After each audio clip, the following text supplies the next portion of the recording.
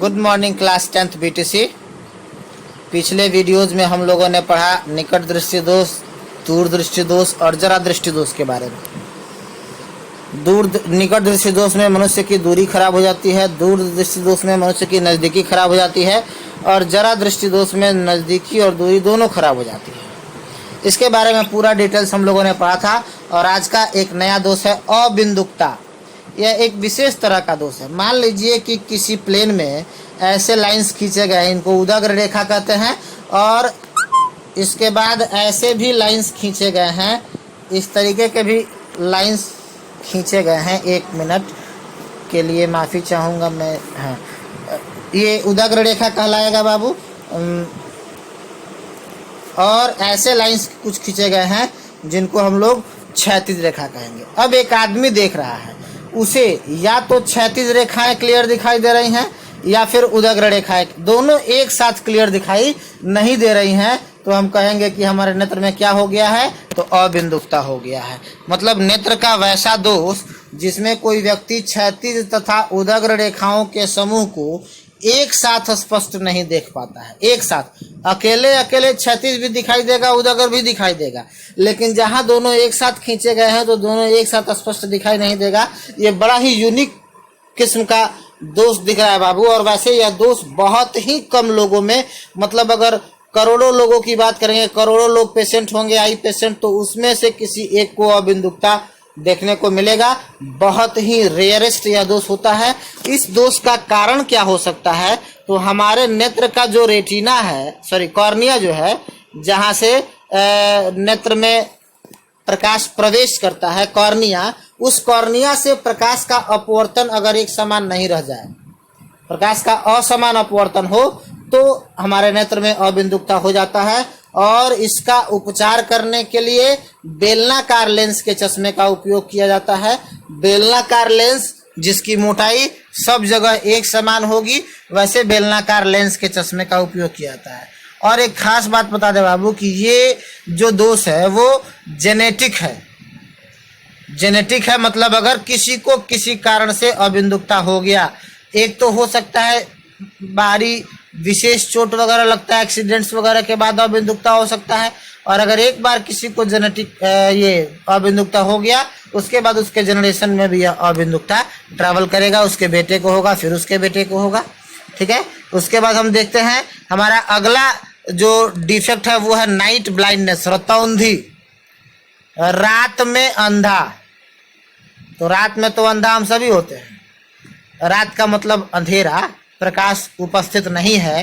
तो जब प्रकाश उपस्थित नहीं है, अंधेरा है, तब हमें आपको किसी को कुछ दिखाई नहीं देता है। ठीक है, यहाँ रतौंधी का मतलब रात नहीं हुआ है, लेकिन रात होने वाली है, जिसको हम लोग कह सकते हैं शाम की बेला, एकदम धूमिल बेला जिसको कहते हैं, मतलब शाम और रात के बीच का समय, जिस समय प्रकाश न तो दिन होता है न तो रात होती है, मतलब न प्रकाश ज्यादा होता है और न प्रकाश एब्सेंट होता है। ठीक ना, उस अपर्याप्त उपस्थिति में प्रकाश होता है लेकिन बहुत कम होता है, उस अपर्याप्त उपस्थिति में हमें दिखाई देना बंद हो जाए तो उसे हम लोग कहेंगे रतौंधी। ऐसे इसको समझा जाए, जैसे मुझे याद आ रही है किसी एक मूवी में मैंने देखा था कादर खान को। कादर खान शाम होते ही वो अंधे हो जाते थे, दैट इज रतौंधी। मतलब अगर हमारे लिए, नॉर्मल आदमी के लिए रात के 7 बजे रात आजकल शुरू हो रही है, तो पता चलेगा कि रतौंधी वाले आदमी के लिए 5:30 बजे 6 बजे से ही रात शुरू हो गई, क्योंकि प्रकाश की उपस्थिति पर्याप्त नहीं है। इसका कारण क्या है, तो हमारे नेत्र में जो क्षर कोशिका होते हैं, जो प्रकाश की मात्रा का मेजरमेंट करते हैं, यदि उनकी संख्या घट जाए अथवा उनकी क्षमता घट जाए तो रतौंधी हो सकता है। और इसका एकमात्र उपचार है कि विटामिन ए का सेवन अधिक से अधिक मात्रा में किया जाए। ठीक है, उसके बाद हमारे पास अगला एक और बड़ा ही महत्वपूर्ण दोष है बाबू, वर्ण अंधता। रंग के प्रति अंधे हो जाते हैं अगर हम लोग, तो वर्ण अंधता मतलब रंग के प्रति हम लोग अंधे हो जाते हैं। इसमें ऐसा नहीं है कि हमें कोई भी रंग नहीं दिखाई देगा, कोई विशेष रंग हम नहीं पहचान कर पाए। जैसे मान लीजिए कि हमें लाल की पहचान नहीं हो रही है, तो नीला पहचान में आएगा, बैगनी पहचान में आएगा, हरा पहचान में आएगा, केवल लाल पहचान में नहीं आएगा। तो ऐसा दोष जिसमें हम किसी खास रंग को नहीं पहचान सके उसको हम लोग कहते हैं वर्णांधता। और रंगों की पहचान करने की रिस्पॉन्सिबिलिटी हमारे आँख में शंकु कोशिकाओं की है। तो अगर शंकु कोशिकाओं की संख्या में कमी हो जाए अथवा क्षमता में कमी हो जाए तो वर्णांधता हो जाती है। और इसका केवल एकमात्र उपाय है कि विटामिन के का अधिक से अधिक मात्रा में सेवन किया जाए। एक और बड़ा ही महत्वपूर्ण दोष है मोतियाबिंद। बहुत लोगों को आपने देखा होगा बाबू, हमारी आँख का जो नेत्रद्वार है, वैसे आपने देखा होगा आँखों का रंग कुछ भी रहा हो किसी भी व्यक्ति का, लेकिन बिल्कुल बीच में जो छोटा सा होल होता है वो हमेशा काले रंग का होता है, जिसको हम लोग नेत्रद्वार नाम दिए हुए हैं। ठीक है, हमने देखा है कुछ ऐसे लोगों का जिनके नेत्रद्वार ये काला तो रहता है लेकिन धीरे धीरे वो वाइट सफ़ेद बनता चला जाता है। एक समय आता है कि वो पूर्णतः सफ़ेद हो जाता है। इस पूर्णतः सफ़ेद के कारण प्रकाश अंदर प्रवेश ही नहीं कर पाता। एक्चुअली होता क्या है, तो ये हमारा आई लेंस है और ये आपको याद होगा आई लेंस के आगे कॉर्निया था, इसमें एक लिक्विड भरा हुआ था एक्वस ह्यूमर। तो इनकी कोशिकाएं जब मृत होती हैं तो मृत होकर के आकर के इस पर डिपोजिट होती हैं, इस पर जमा हो जाती हैं। ठीक ना, ऐसे जमा होते होते एक समय ऐसा आता है कि ये वाला सतह जो है कंप्लीटली इस पर एक्वस ह्यूमर का एक लेयर लग गया।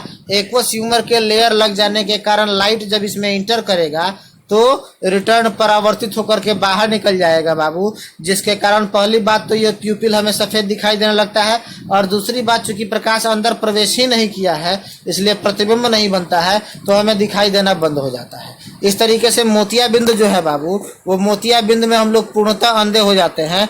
क्यों? क्योंकि हमारा लेंस जो है अपारदर्शी हो जाता है।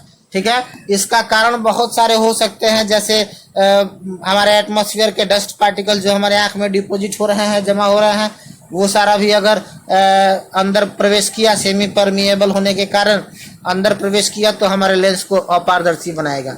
ये कोई आवश्यक नहीं है कि सब में मोतियाबिंद हो जाए, लेकिन जो व्यक्ति धूल वगैरह में अधिक कार्य करता है, अधिक समय बिताता है, उसको निश्चित तौर पे मोतियाबिंद होना है। धूल या धुएं से बचना होता है इसमें। और इसका एकमात्र उपाय है कि जो लेंस हमारा अपारदर्शी हो गया है उस लेंस को बदल दीजिए, ऑपरेशन करा करके उस लेंस को हम लोग हटा देते हैं, उसके जगह पे दूसरा लेंस लगा देते हैं।